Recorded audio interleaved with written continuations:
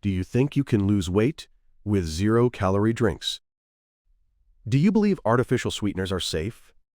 The answer is complex. Science shows you a different truth. Recent research indicates that the effects of artificial sweeteners are not the same for everyone. Responses may differ based on gut microbiota and eating habits. While replacing sugar with them can help with weight management in some cases, long-term regular use isn't necessarily health advantageous. That's the current cautious consensus. Why does this matter? This slide explains everything. When you consume non-nutritive sweeteners, some people experience changes in gut microbiota. The balance of healthy bacteria gets disrupted. This was the first warning signal shown by a 2014 Nature study. The altered gut microbiota triggers glucose intolerance in some people. While there's individual variation, insulin resistance can develop in a short period. Your body may become unable to process sugar normally. What are the long-term consequences?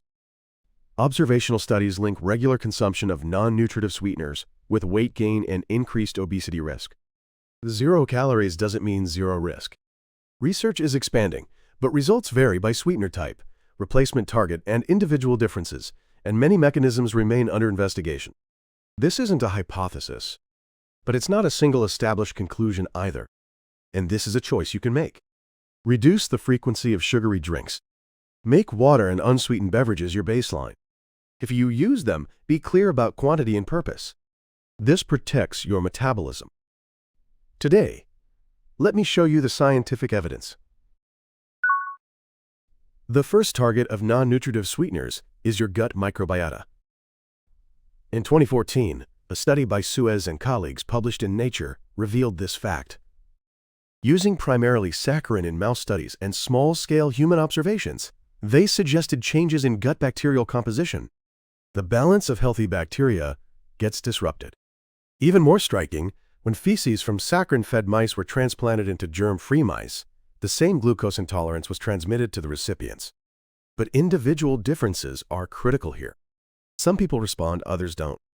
In people called responders, gut microbiota changes dramatically. What does this mean? It means gut microbiota directly controls metabolism in some people. Changes in gut microbiota progress to the next stage: glucose intolerance. In some people, glucose tolerance deteriorates, and insulin resistance can develop in just a short period.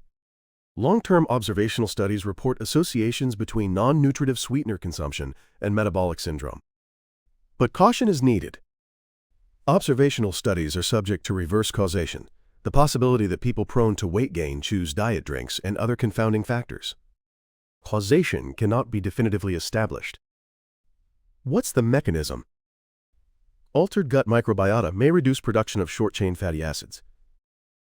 Short-chain fatty acids, critical molecules that enhance insulin sensitivity. This reduction may impair insulin signaling. As a result, some people's bodies may become unable to process sugar normally. Here's where non-nutritive sweeteners get complicated. The possibility that sweet stimulation affects physiological responses is under debate.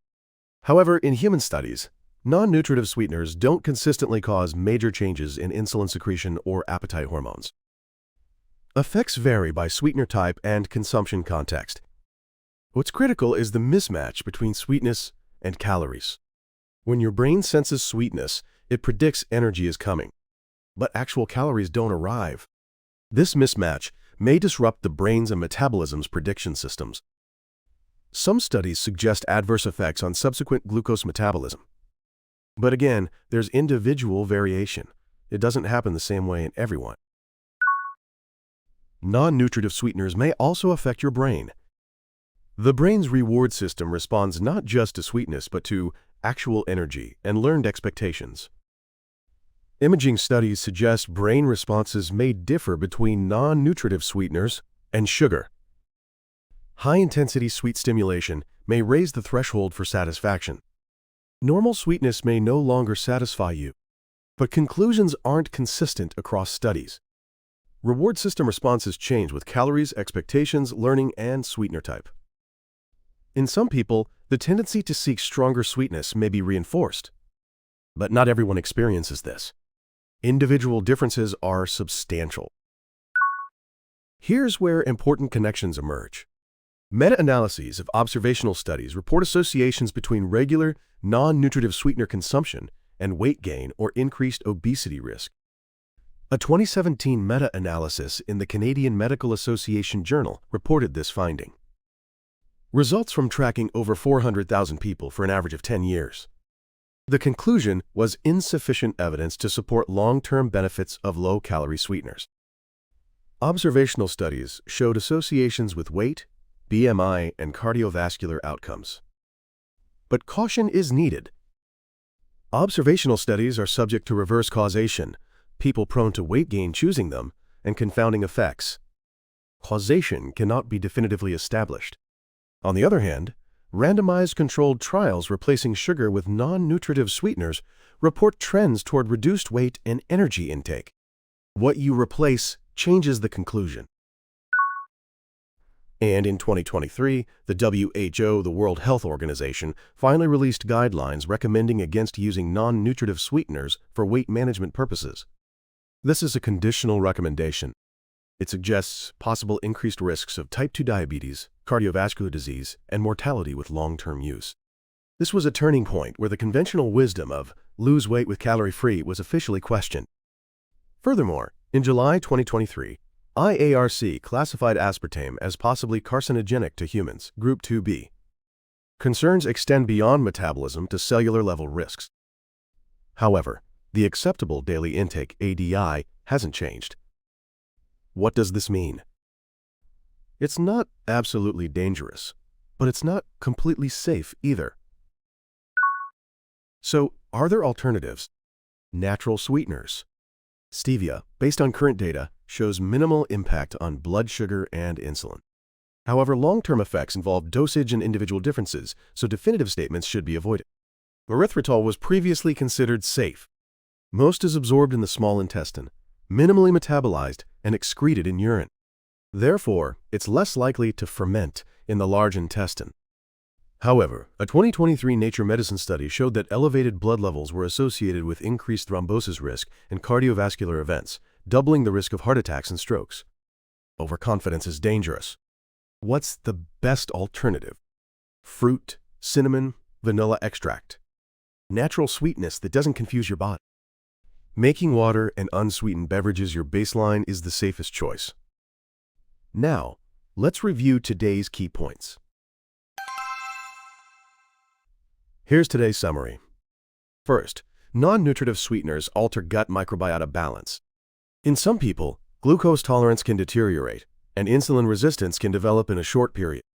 But individual differences are substantial. Some people respond, others don't. Not everyone experiences the same effects. Second, long-term observational studies report associations between regular non-nutritive sweetener consumption and weight gain or increased obesity risk. However, they're subject to reverse causation and confounding, so causation cannot be definitively established. Meanwhile, randomized controlled trials replacing sugar show trends toward reduced weight and energy intake. What you replace changes the conclusion. Third, in 2023, WHO announced it doesn't recommend use for weight management purposes. IARC classified aspartame as possibly carcinogenic. Erythritol was also linked to cardiovascular risks. The best choice is making water and unsweetened beverages your baseline and using natural sweetness, fruit, cinnamon, vanilla extract. How will you handle non-nutritive sweeteners? Now that you know the scientific evidence, what's your choice? For those with diabetes or under treatment, please adjust your sweetener usage in consultation with your physician or registered dietitian. Share your strategy in the comments. Thanks for investing your time today. This channel explores the workings of the human body and the science of health. With evidence, not emotion. With science, not trends. Illuminating your path to health. Subscribe to the channel and let's learn the truth about the body together next time. Until next time.